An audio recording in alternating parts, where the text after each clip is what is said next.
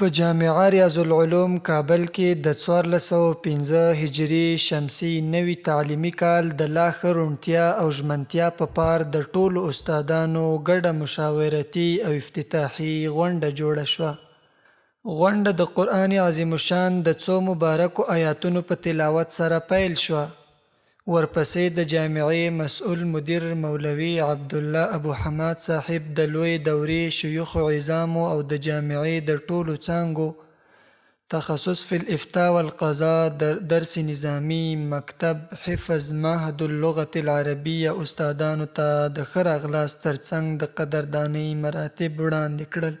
او مننه یې ترې وکړه چې د نوي تعلیمي کال په پیل کې مو هر ډول سختۍ او زحمتونه وګالل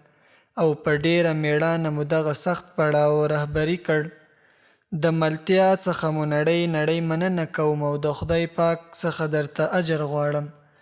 د غونډې په ترڅ کې استادانو ته ځینې مهمې سپارښتنې وشوې ترڅو روان خدمات ټکني نشي چې هر استاد یې په ورین تندي د کولو په پار سر وخوځاوه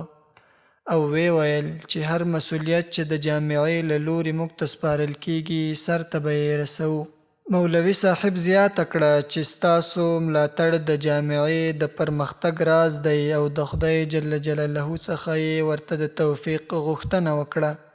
د غونډې په وروستیو شیبو کې د جامعې مشر استاد شیخ القرآن والحدیث محمد فقیر محمدي صاحب په خپله وینا کې استادانو ته د زده کوونکو سره په ښه چلند او نرمي کولو او تدریسي میتود ته د ښه پاملرنې سپارښتنې وکړې.